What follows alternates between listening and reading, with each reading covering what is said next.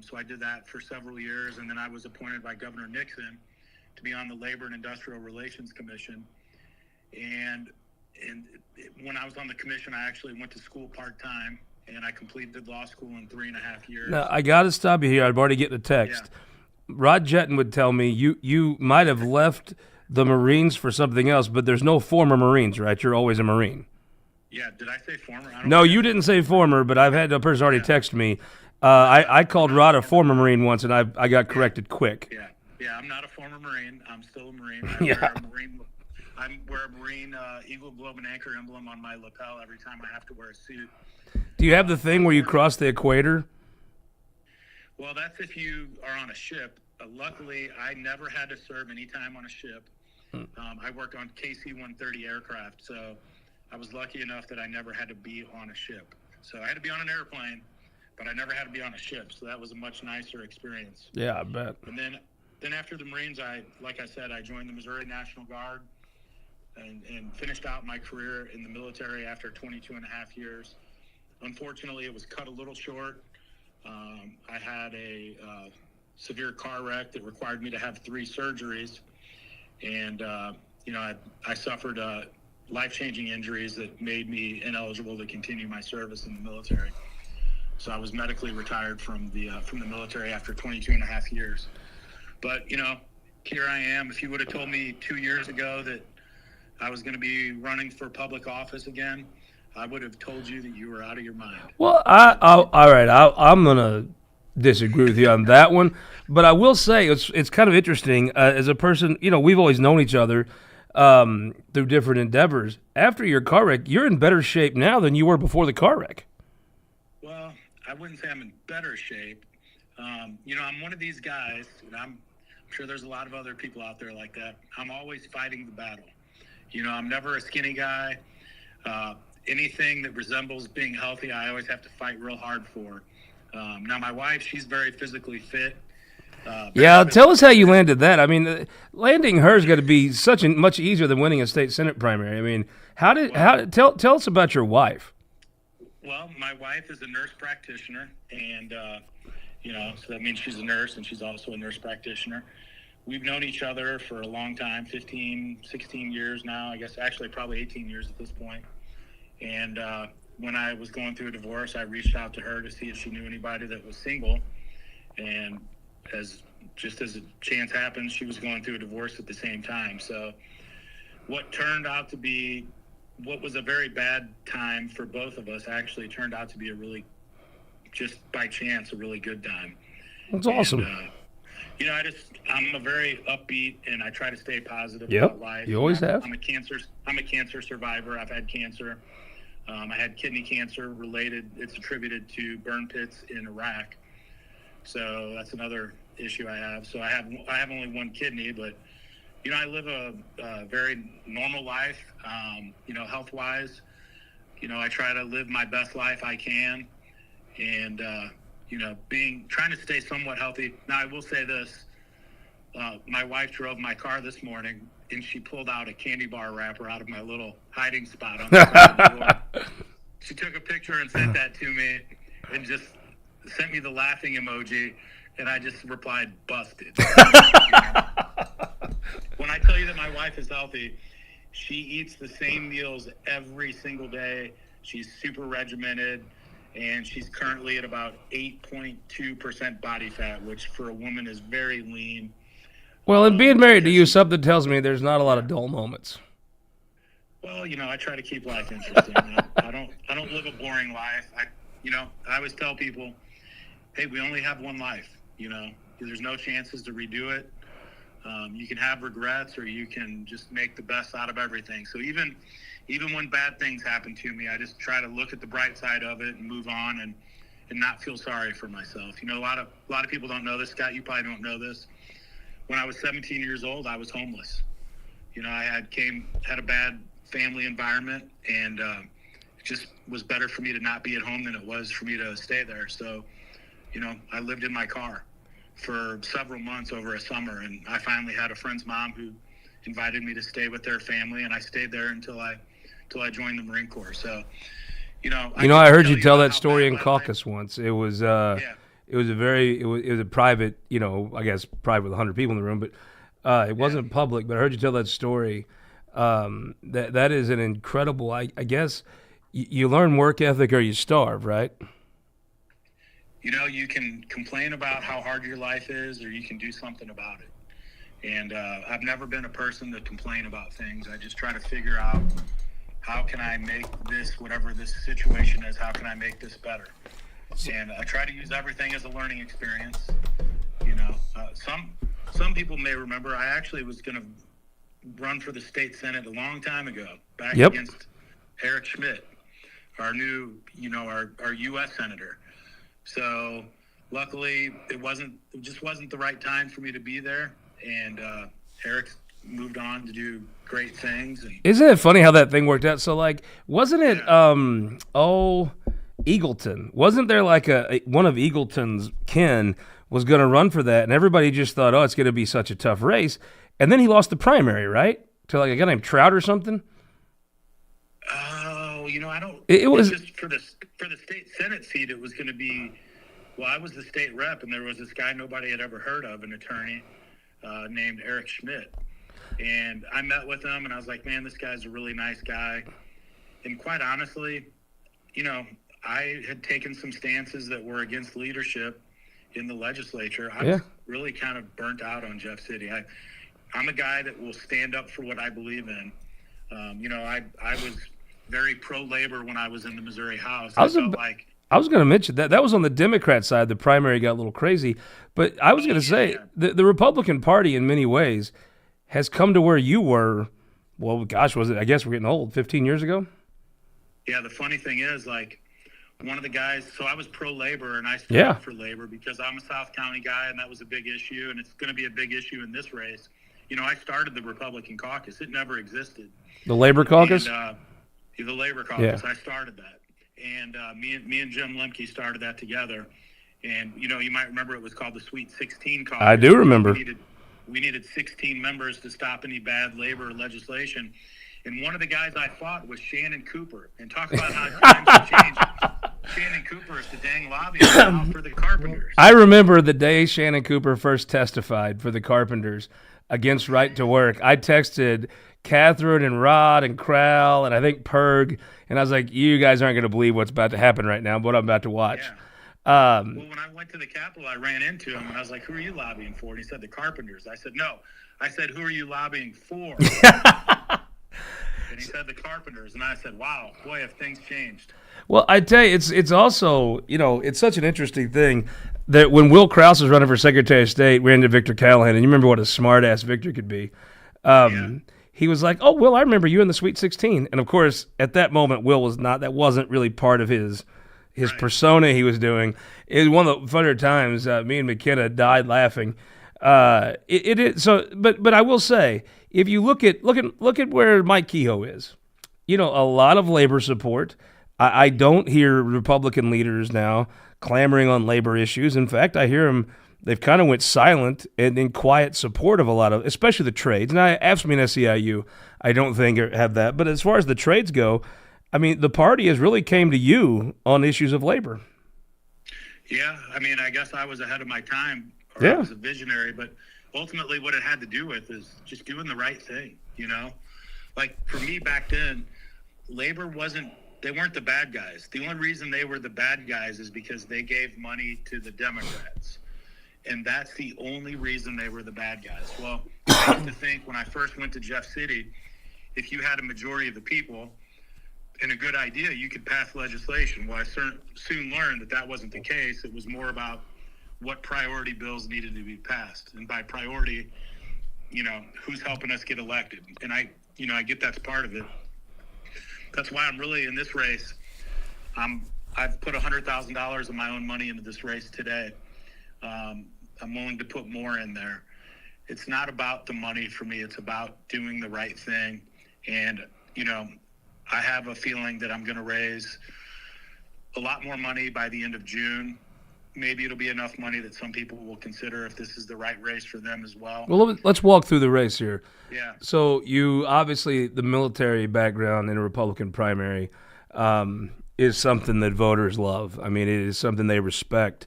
In Jeffco, my assumption is it's even more than some other places in the state. So you run on military record. Pretty patriotic place, yeah. Let's just talk the issues that I hear folks talk about that you may not, other people might ask you about guns. Where are you at on guns? Well, I have about 14 of them, so I guess I'm pro-gun. And pro-life. Where are you at on the issue of life? Hunter, I've always been pro-life. I've always been pro-gun, been pro-life. You know, all the strong conservative issues. I'm actually, unlike a lot of people, and I'm not saying the people in this race, but unlike a lot of current elected officials, I'm actually pro-Constitution. I believe in the entire Constitution. And, you know, I don't think you should bypass the Constitution for bad legislation. So, the entire state Constitution? The United States Constitution, first and foremost. And it's getting a little tricky. People say they're constitutional conservatives. I'm like, that Missouri Constitution's got a lot of stuff in there I don't think you're going to like. Well, I don't have to like it to support it, you know? You know, well, I don't have to get into specifics right now, but, you know, I just think that the Constitution is important. Now, the state Constitution, we're adding to it every year now. It's ridiculous. Chunks. So initiative petitions I always vote no on every initiative petition. I don't think that we should be changing the Constitution. Now, listen, we had something last time for the sheriffs. You know, we had some other things that I totally liked, but it wasn't the right place for it. It's not, it shouldn't be part of the Missouri Constitution. So one big priority I have is getting rid of the initiative petition. I think it really favors special interest groups with a lot of money. Sure. And, you know, the more money they have. Do you get rid of it or do you make it harder? To me, I think there's something nice to have it. Yeah, I think there's something nice to have the option, but it should be damn hard to put something in the Constitution. It should be real hard. Not impossible. Not impossible. Real hard. I like it. I think it's a nice thing to have. Maybe 2/3 majority, maybe 60%. I don't know, but something more than what it is now. What we have now does not work. I mean, I think it works for a statute. I think that's fine, but for the Constitution, I mean, what did the last person that did? A guy told me it only cost about $400,000 more to get the signatures for a constitutional provision than it does a statute. So why wouldn't you just do it? I mean, if you're into this for $1.2 million, it doesn't make a lot of sense. So, all right, let me ask you. I think the question that folks will ask before we get into the fundraising, being that you were elected in St. Louis and moving to Jeffco. Jeffco, you know, not so much Arnold, but you get down into Herky and Crystal. We always tell McKenna Crystal Mess City, Festus. Are people going to ask you about moving into town to run for office? Well, they could ask me that, but I didn't move in to run for office. I've lived there for almost 7 years. Oh, really? I didn't know that. Yeah, I mean, I've lived in the house I built for 5 years, and I lived in a house literally down the street on the same original plot of property for 2 years. So I've been out there for 7 years, and like I said, 2 years ago, if you would have said, "Hey, Jim Avery, you're going to be running for state senate," I would have laughed at you and told you there's no way in hell I'm going to be running for the Senate. So about the time McKenna moved out, you felt it was finally safe to move to Jeffco. Yeah, I mean, that guy, you know. All right, so the one thing, you know, when you come to this, it does feel like your strength is going to be fundraising. I saw the $100,000. That's a significant statement. Let me just start from the top. What do you think it's going to cost? I mean, assuming there is at least one, maybe two opponents, a top-end competitive primary, what will that cost to run? My goal is to have about $700,000 in my candidate committee alone. And then I will raise additional money in my, in a political action committee. That's all this political action committee stuff. It's all new to me. All I know is that I can't have any control of it, but I think I can fundraise for it. Yep. When you ran, it was the best system ever. You could write you a gajillion-dollar check as long as you documented it. I thought that was the best system for corruption, transparency. The reformers have really screwed the thing up. I just thought the system you guys did when you came in, taking the limits off, and just every politician I've ever met just wants the check where they can control it, and they'll gladly document it.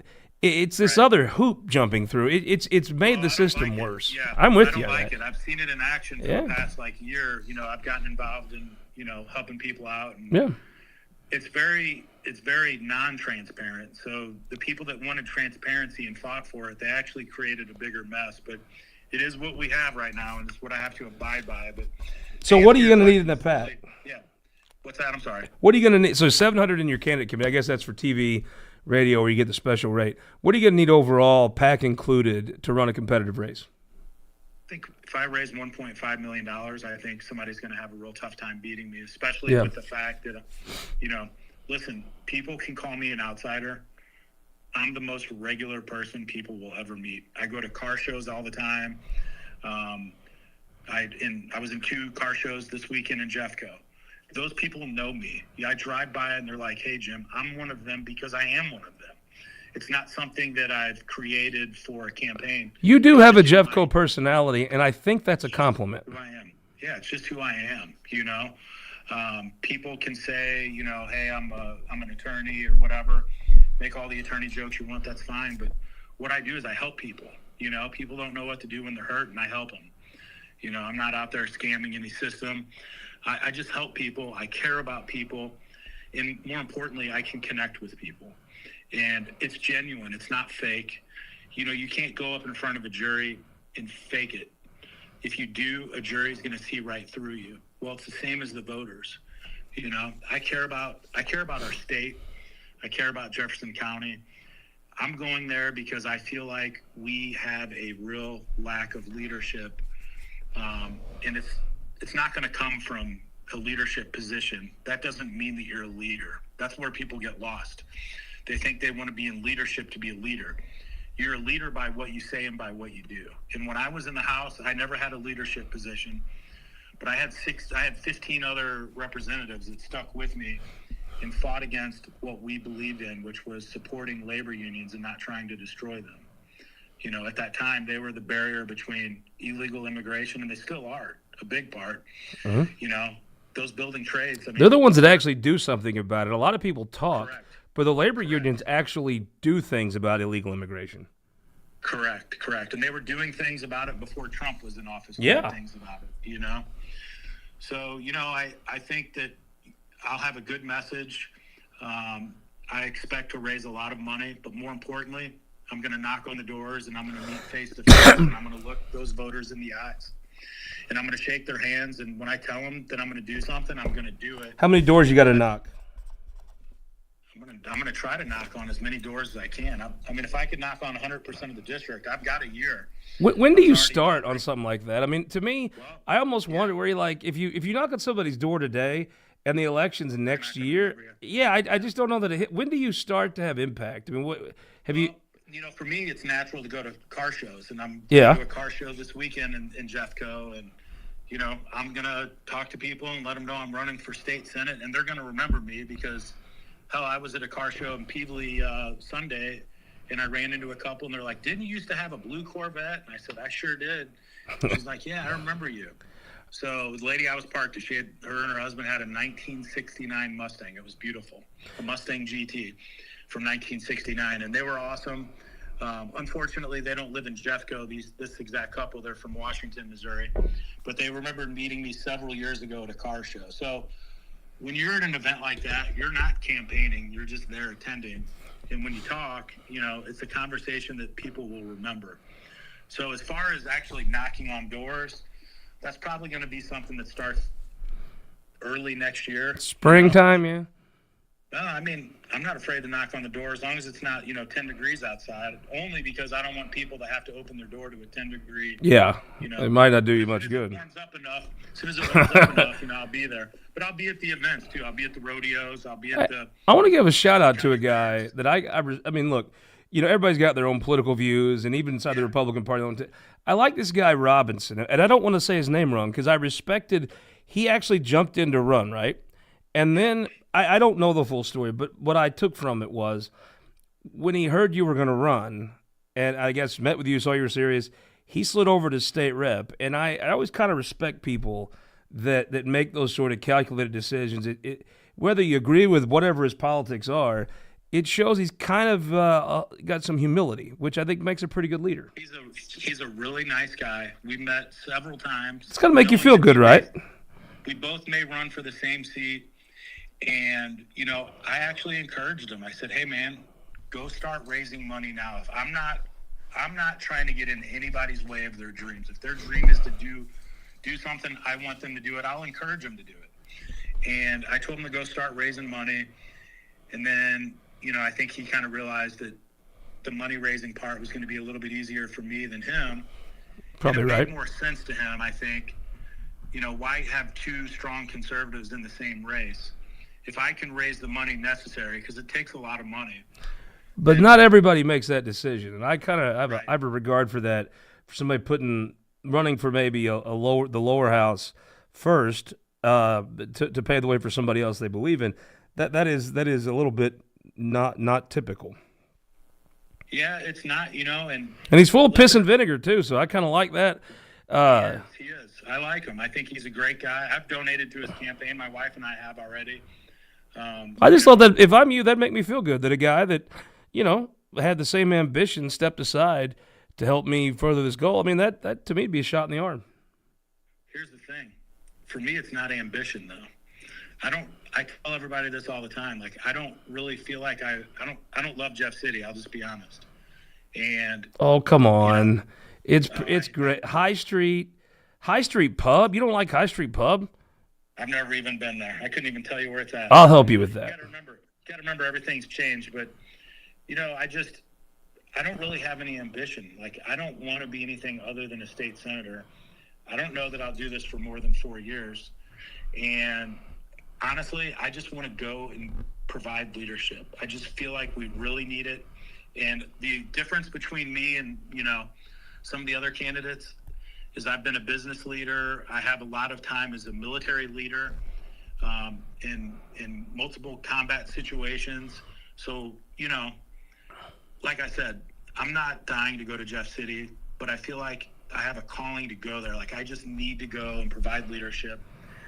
I don't really care what committees I'm on. You know, I have no ambition. In the Senate, it doesn't matter, really. I mean, yeah, I'm not trying to climb any ladders. In the House, you know, the committees matter. It's kind of where a lot of decisions are made. In the Senate, they handle it on the floor. I mean, the committees are whatever. The Freedom Caucus is awesome. You going to be a member? Of course I will be, 100%. So 100%, what? I'll be a member of the Freedom Caucus, So without a doubt. I see your narrative. It seems clear through your own personal contributions and probably others. You'll fundraise well. The knock will be Jim's coming back as a trial lawyer, funded by trial lawyers for trial lawyers. Am I wrong? Well, I mean, I support the 7th Amendment 100%. Yeah. You know, that's what the big knock is. So when I talk to my conservative friends, here's what I always ask them. And I'll ask you this question. Do you support any changes to the Second Amendment? Scott? Yeah, no, I don't. Why not? I think it's fine like it is. Because it's in the Constitution, right? You know, a lot of stuff's been in the Constitution that I would question. But, I mean, I think Ozzie Smith and Vince Coleman would question some parts of the Constitution. Well, that's what I tell them. You know, that's what they tell me. Well, it's part of the Constitution. I'm like, darn right it is. And so is the 7th Amendment. It's part of the Bill of Rights. And So you're just going to take it head on, right? Head on. There you go. Own it all day, every day. Listen, I'll tell you the story real quick. I don't want to. Yeah, no, go ahead. It's yours. We're grateful yours. I voted for tort reform, okay, which is like anti-trial lawyer stuff before I was a trial lawyer. I voted for it because that's what leadership told me we needed to do. We were told it was going to reduce health insurance costs. Insurance costs for healthcare providers, doctors, and hospitals, and we were told it was going to bring more doctors and hospitals to our state. It did neither of those two. What it did do is it protected insurance companies. And let me tell you, I have a lawsuit right now myself personally against a doctor who really hurt me and changed my life forever. My life will never be the same way. My right arm is partially paralyzed because of what happened due to a doctor's negligence. I'm limited in recovery by the very bill I voted for. So there's nobody that's going to take trial attorney stuff more seriously than me, not because I'm a trial lawyer, but because I'm a victim myself.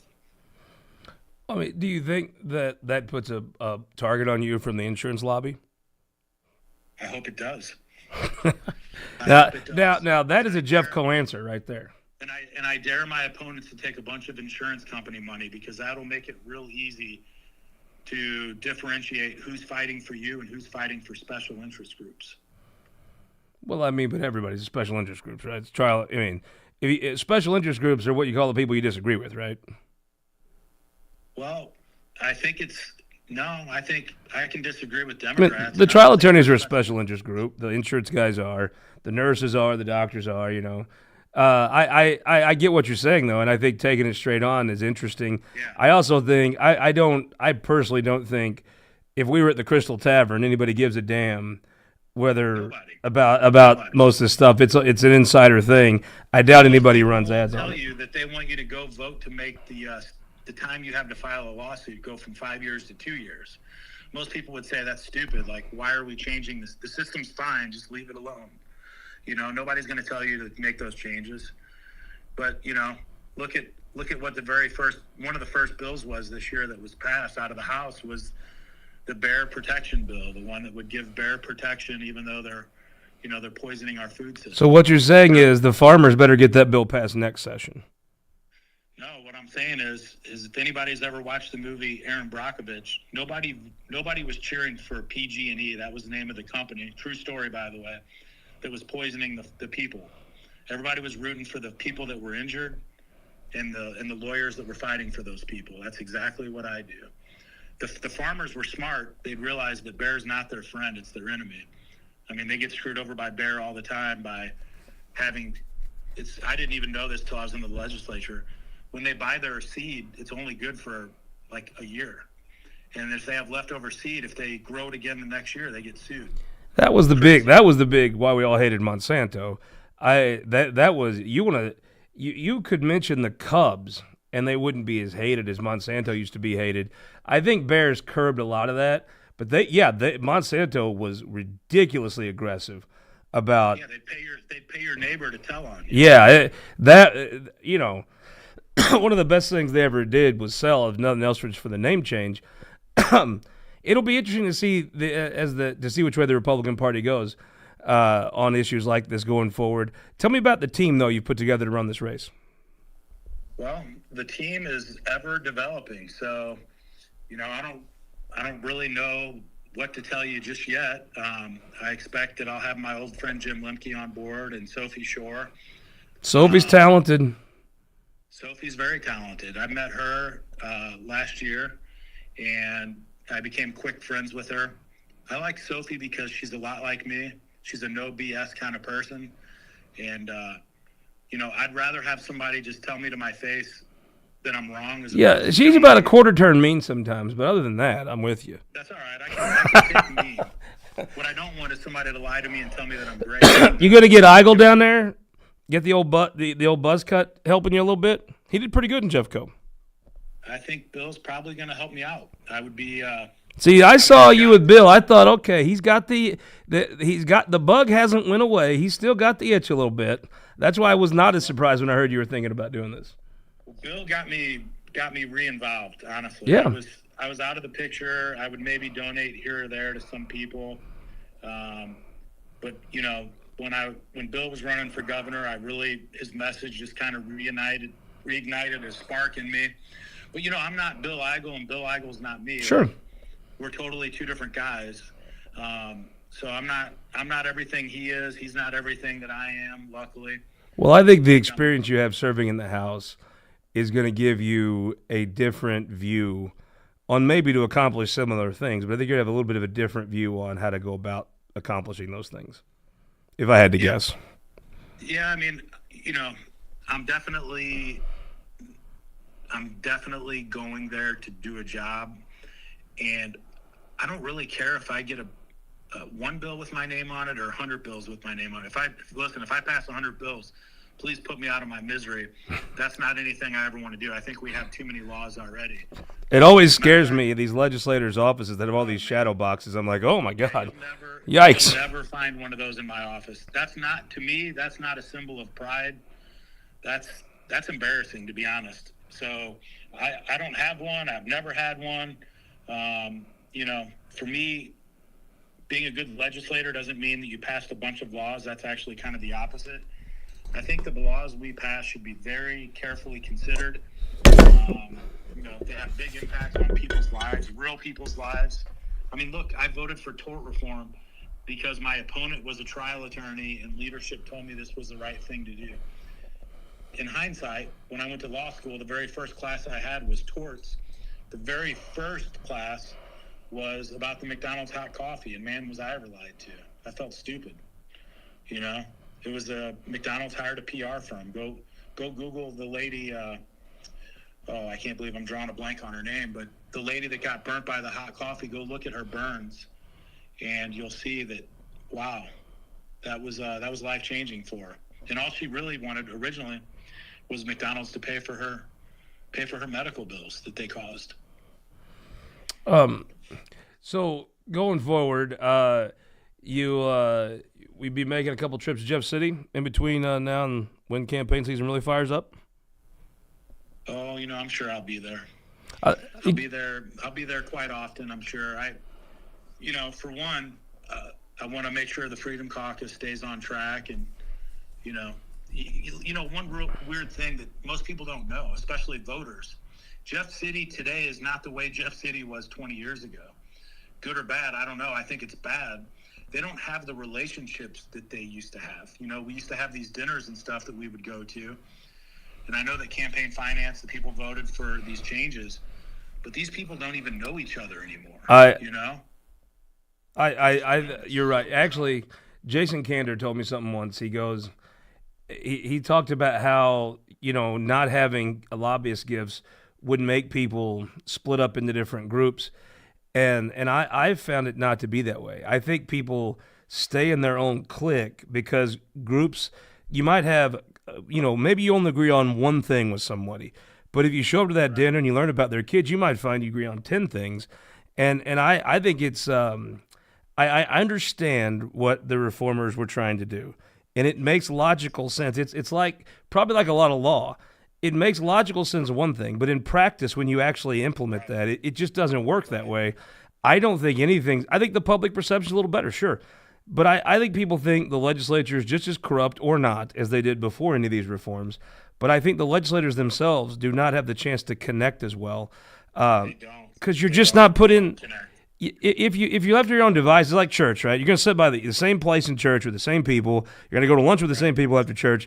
I watched one time at church, they made everybody switch areas for a month.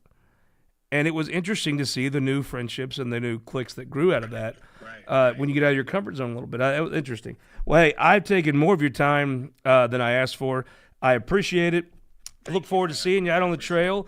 And next time we're in St. Louis, try to get you on the show. Hey, I want to say one quick thing. Yeah. I've already started. I'm not going to name names and stuff, but, I've already started trying to meet with some of the people that have said that they were interested in this race. And I just want to say, they're all great people. This race isn't about me. It's not about them. They're good people. Do I have differences of opinion on them on a lot of issues? I do. But, some of them I've really connected with, and I really like all of these people. They're all good folks. And, like I said, I don't ever want to stomp on anybody's goals or aspirations. They're all good folks. I hope everybody makes the right decision for themselves. And hopefully it can be a positive campaign. I know that that's the way I want to keep it. But I've met with almost everybody in this race, and they're all great people. So Jefferson County's really lucky. Well, I got to give a shout out here. Victoria, thank you for the Stein. This came all the way back from Wisconsin. Very grateful. I want to thank, when you come to town, we'll go up to the Great Northwest. You can see some of the best rural broadband you'll find at United Fiber. And then when you do come to town, you got to go to the Courtyard by Marriott. It's the only place to really put up people you like. If you don't like someone, you can sit at the Capitol Plaza or something. But if you like the people, you put them at the Courtyard by Marriott, which was not here last time you were in town. No, it wasn't. Maybe I'll stay at the Courtyard Marriott when I come there. Can't beat that. Jim, thank you so much for the time. I appreciate it. Tell Limke I said hello. I will. Thanks, Scott. I appreciate it. Take care. That was former Representative Jim Avery running for Senate, I think it's 22, down in Jefferson County to replace the retiring Senator Mary Elizabeth Coleman. It breaks down to me like this. Avery's got a personality. He always has. I think that personality will play better I think if he could have moved to Chesterfield or Jeffco, I think Jim Avery's personality will play better running in Jeffco than it would have Chesterfield or even a St. Charles. I think he's going to raise the money. I also think because he is a trial lawyer, and I think he's going to have if you're David Castile, who seems to be probably the primary competition, if you're Castile, you'll move over and you'll try to get the insurance money or the non-trial lawyer money. I think there is a network of supporters of Bill Eigel and Jeffco that probably Jim inherits most of those. Castile inherits probably a lot of your rank and file Republicans, your Reagan-type Republican folks. And it'll come down to, I mean, I get it's not all about money, but, when people say it's not about money, it's about money. I think this will be one of the most expensive races. I mean, you heard him on the floor there. The story he can tell, if you're a trial lawyer, you want that story being told on the floor of the Missouri Senate. If you're an interest that clashes with the trial attorneys, you don't want that story told on the floor of the Senate. So I think it'll be interesting. I'm gonna get over to Jeffco here in the next couple weeks. To me, it's an interesting thing where, I think if Jim's in, and Jim's going to self-fund part of this, and Jim has a natural base of donors from the trial lawyers, do more candidates in help him or hurt him? He's from that northern part, not Arnold. Arnold's kind of its own thing. You get south of Arnold, you get into more traditional Jeffco. I think it's going to be very interesting to see, number one, what do labor unions do? He has credentials in that area. Castile has credentials now. It'll be interesting to see where labor money goes. That could tell the tale. And then and then the business community. I mean, the business community, frankly, Ron Richards said this once. A lot of times the business community, they eat like an elephant and shit like a rat. I'm not totally I mean, this will be the place where the business community will stand up and have a business trial lawyer fight, or they won't. I will tell you this. I think if Jim Avery is a senator, he will be someone that everyone is talking about in the mold. I don't know about a Bill Eigel, but a Rob Schaaf, right? He'll be impactful. Whether you think that impact is good or not probably depends on your politics and where you are on issues. But I think the question I would have is if you've got a field where Avery says he's in, right? I have no reason to doubt that. He's got Sophie, he's got Jim. It makes sense to me he's in. Castile seems like he's in, right? He's hired Barclage, maybe Axiom, I don't know. But I think Castile's in this. Then it comes down to, does Renee Reuter run? She's talked about running, maybe even announced. There is some name ID there from county-wide offices. Speaking of county-wide offices, Kenny Waller has name ID. He has union connections also. I think it's going to be an interesting I wonder if you're in the Castile camp, do more candidates in this help you or hurt you? I almost think if you're Jim, because your fundraising is probably going to be pretty segmented to the trial attorney field, and no one else is going to be able to tap that probably in any significant way. I wonder if your Castile if Renee and Kenny hurt you more than they hurt Jim. That's kind of my gut is, because Jim is segmented and his fundraising is probably pretty reliable, if I had to guess, on where he could get money, divvying up those, I don't think it's votes, but divvying up money amongst the other candidates might be more of a disadvantage to Castile to have more. I don't know, you're not going to know if this is the full field probably till the holidays. I have no doubt Renee will run, test the waters. I have no doubt Kenny will think about it. Kenny Waller has the name ID to think about this longer than anybody else. If he were to get in, a good chunk of that southern portion will be there. You also have the backdrop of a county executive race. Gentleman, the number 2 at the Sheriff's Department, Tim Whitney, is running. I know there's some other folks running. Could you see one of those 4? I doubt it's Avery. I don't think he'd want to be county executive. But would one of those 4 switch over and run for county executive? Look, I'll just tell you, I think Dave Marshak has a guy, and in Jeffco, I don't think you get around Dave Marshak. I had one candidate that was thinking about running called me and said, I don't think that the people of Jeffco want the sheriff's department to run the county exec's office. And I'm like, I think you should pull that, because if I had to guess, people of Jeffco probably do want the sheriff's department running the county executive, or at least they want Marshak running it. So it'll be 22 is going to be interesting. Kelton, what all will be the most interesting ones? We were down in SD 30. If Gellner runs, he'll be very interesting primary. I've heard indications that he's going to, but I mean, he hasn't formally come out and said that, so I guess you don't count a chicken. We had Melanie sitting on. Kelton, I was impressed by Melanie. I thought she did a great interview. She did a fantastic job. That was the best interview I've ever done with her. I'll tell you the truth. When she walked up, there was she looked great. She perfectly dressed for an interview about a political campaign at a baseball field. She carried herself extremely well poised, and the interview very confident. I was very impressed by her interview. I thought it was the best one I've ever done with her for sure, but she's normally been on the panel, and so you chime in, and she's very good, but that one-on-one interview, I thought she was very good in. Then you go up to the world SD8.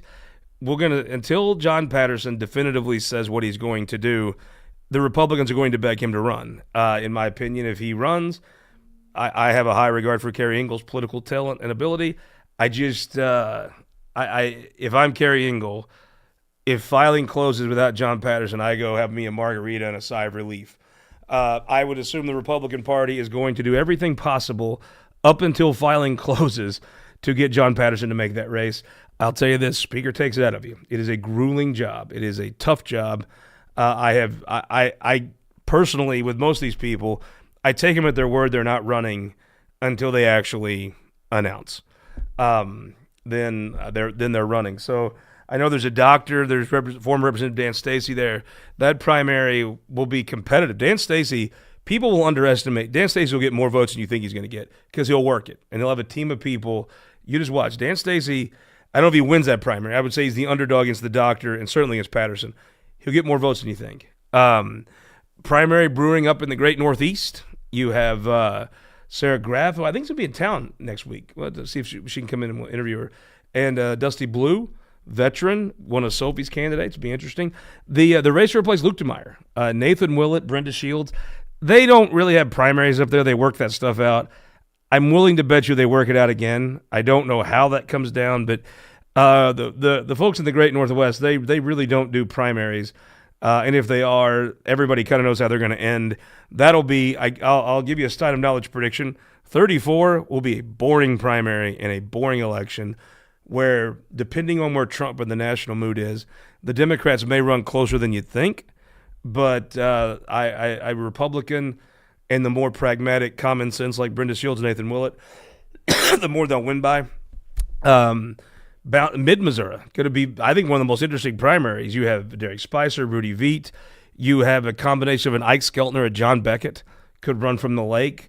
John Beckett is an entertaining dude. If you're ever around him, he says like Trump-type stuff. It's kind of fun. Ike Skelton kind of does too. Ike has ran before, and I'm telling you that matters. Think what you will, it matters. I would say right now Skelton's a better candidate because he's had the commissionership if he gets out of trouble. If he doesn't get out of trouble, then he probably has his career be on hold for a while, and I assume Beckett makes that race. You could see another candidate jump in there. Katie Ashcroft's talking about jumping in there. I've heard some folks trying to recruit Jake Vogel into that. I've heard Mark Schwartz being recruited. That'll be interesting. The 16th might be the most interesting primary to replace Justin Brown. You have Sam Steelman of the great Steelman family on the east side. You have Don Mayhew, Bill Hardwick. You have Hannah Kelly. There's some unknowns there. Number one, does Jeff Knight make the race? Jeff Knight is a terrific guy, one of the most quality human beings I've ever met in politics. Does he have time?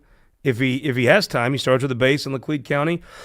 And if you've ever met Jeff, you don't just respect him. You like him. You want to be around him. He's that guy. He's that personality. Hardwick's got a great backstory. Him and Mayhew, they're going to eat their own. I mean, if you have Hardwick and Mayhew in Pulaski County, that's going to make it tough. If Laclede County does not have a candidate, then there's a place for them to both go compete and get votes outside their home county. If you're Sam Steelman, I think you're like, please, everyone from over there run. I'll hold my own and win. I would say Sam Steelman has the most direct path to that. We'll see how much money he puts in the bank. I think Hardwick has put together a very quiet, what's it, 180? He's got $180,000, something like that. Steelman's going to have to close that gap a little bit. But if you're Sam Steelman, you hope that they all run and you raise your money and position yourself there. The 22nd is going to be a lot of fun to watch. The race to replace Brian Williams will be very interesting up in North County. You've got, I think you got a race for Carla May's seat that'll be interesting. Those are hard to cover because they don't do. It's very much an on the ground thing in the cities. There's not as much to analyze, but anyway, will be a fun primary season regardless, and nowhere will be more fun than in Jeffco. So I'll get to go to the Crystal Tavern. I'll get to go to the Elks Lodge in Festus, see my buddy Marshak a little bit more. The more competitive that race is, we'll probably see you Sunday. Where I think what we're going to do is take some of the interview of Governor Kehoe and make that the TV show Sunday on This Week in Missouri Politics. See you then.